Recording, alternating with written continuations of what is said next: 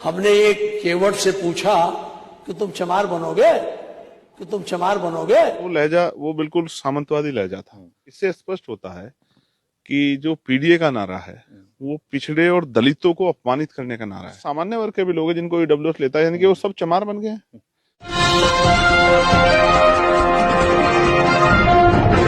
साथियों नमस्कार, मैं हूं नीरज पटेल और आप देख रहे हैं नेशन जनमत।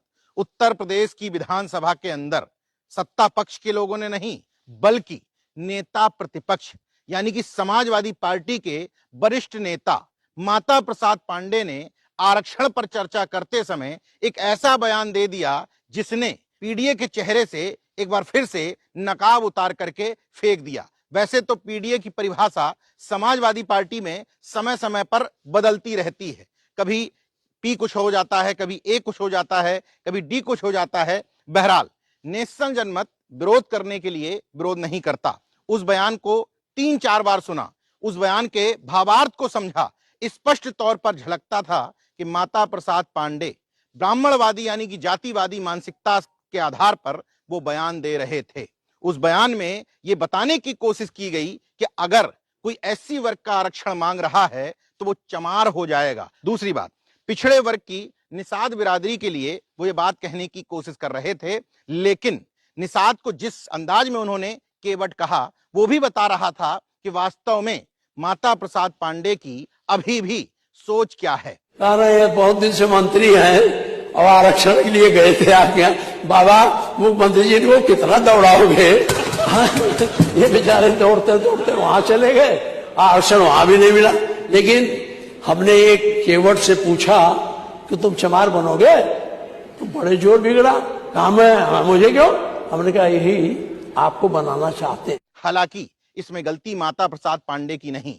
जिस शख्स ने यानी कि समाजवादी पार्टी के राष्ट्रीय अध्यक्ष अखिलेश यादव ने अपना पद छोड़ करके 3 विधायकों वाले समाज से अगर माता प्रसाद पांडे को नेता प्रतिपक्ष बनाया तो उस समय भी सवाल उठा था, लेकिन लगातार उनको क्यों ढोया जा रहा है यह अखिलेश यादव समझें। लेकिन इस बयान ने एक बार फिर से अखिलेश यादव के पीडीए पर सवाल खड़े कर दिए हैं। इस पूरी बातचीत पर आजाद समाज पार्टी के राष्ट्रीय अध्यक्ष नगीना से सांसद चंद्रशेखर आजाद ने क्या कहा है वो भी सुन लीजिए। देखिए, पहली बात तो ये है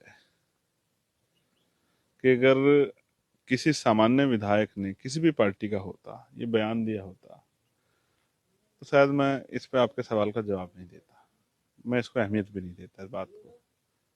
लेकिन महत्वपूर्ण ये है कि जो नेता विपक्ष हैं, अभी आपने देखा लोकसभा में नेता विपक्ष को नहीं बोलने दिया, कितना जो है बवाल हुआ। तो नेता विपक्ष का जो एक संवैधानिक व्यवस्था में जो एक सम्मान और उनके ऊपर जो जिम्मेदारी है वो विपक्ष के हर मुद्दे को और जिस पार्टी से वो कनेक्ट हैं उनसे उनके जो विचार, उनकी सोच, उनके लक्ष्य, उनके उद्देश्य को सरकार से सवाल करना और जवाब मांगना। लेकिन जिस भाव में ये बात कही कि मैंने भी सुना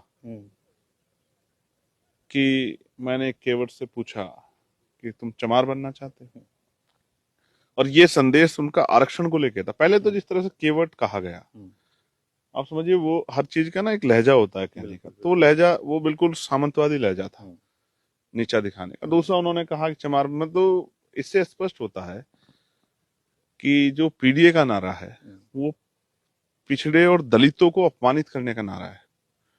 पीडी यानी कि पी माने पिछड़ा, डी माने दलित और ए माने अपमानित। पिछड़े और दलितों को अपमानित करने का नारा मुझे महसूस होता है। जिस तरह की भाषा मैंने सुनी, अब से पहले तो हमने इस पर चर्चा नहीं की, लेकिन जिस तरह का भाव कहा गया, और ये भाव था सिर्फ आरक्षण को लेके। उनका कहना था कि अगर जो निषाद समाज के लोग हैं उनको अगर वो आरक्षण की डिमांड कर रहे हैं तो आरक्षण लेते ही वो चमार बन जाएंगे।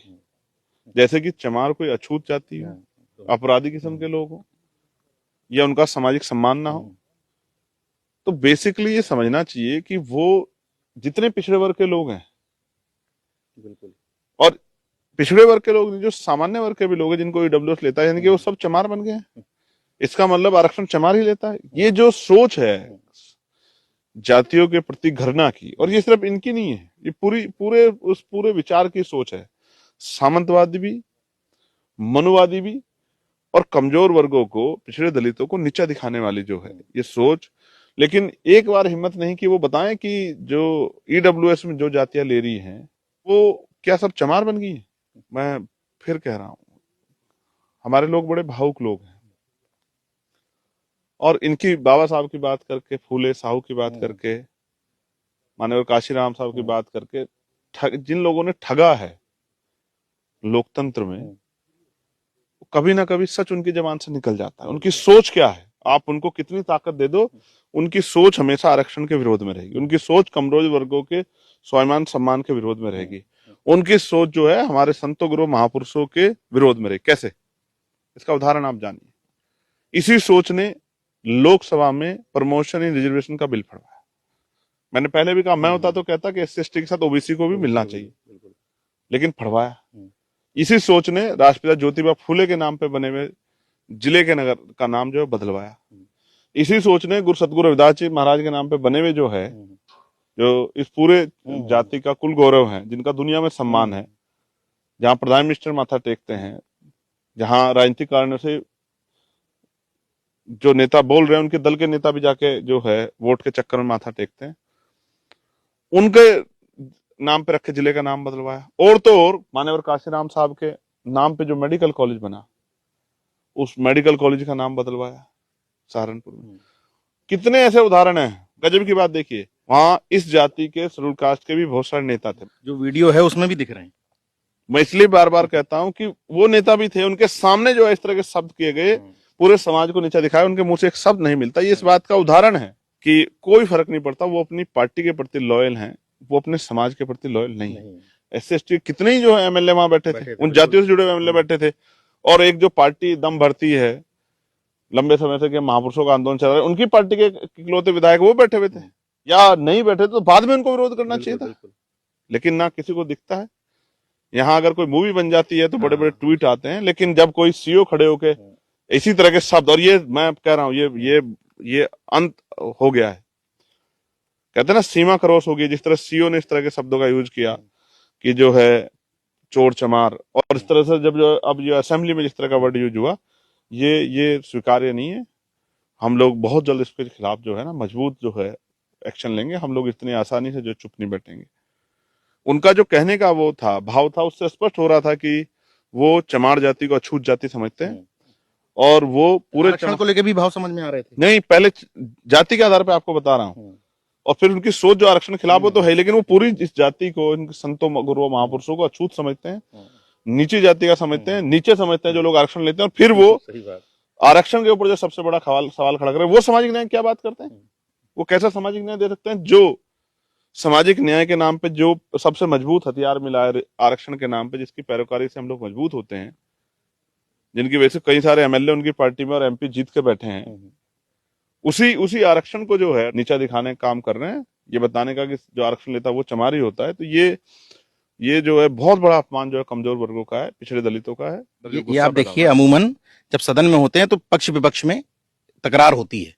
विपक्ष के किसी नेता ने ये बात कही, लेकिन सत्ता पक्ष के लोगों ने भी उसका उस तरीके से विरोध नहीं किया जैसे होना चाहिए। दोनों ही विचार, बीजेपी तो पहले से जो है कमजोर वर्गों के खिलाफ है, दलित पिछड़ों के, और आरक्षण विरोधी पार्टी है, उसमें तो कोई कहने की बात नहीं है। दोनों में सहमति थी। हाँ, दोनों मिलके पिछड़े दलितों को, कमजोर दलितों को, पिछड़ों को अपमानित कर रहे थे और सब लोग खुश थे, ताले बजा रहे थे, हंस रहे थे। अच्छा, क्या वजह होगी, मीडिया ने क्यों कवर नहीं किया इसको उस तरीके से जैसा होना चाहिए?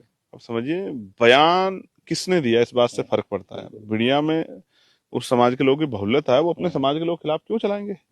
यही बयान कोई और दे देता, इस बयान को तो कोई ठाकुर भी दे देता तो भी बवाल हो गया होता, समझे, तभी बवाल हो गया होता। लेकिन ये सरकार, ये जो पूरा सिस्टम है वो तो उन्हीं के कब्जे में है, तो इस वजह से फिर कहाँ की चर्चा होनी? घर का मामला है, चर्चा हो या ना हो, क्या फर्क पड़ता है?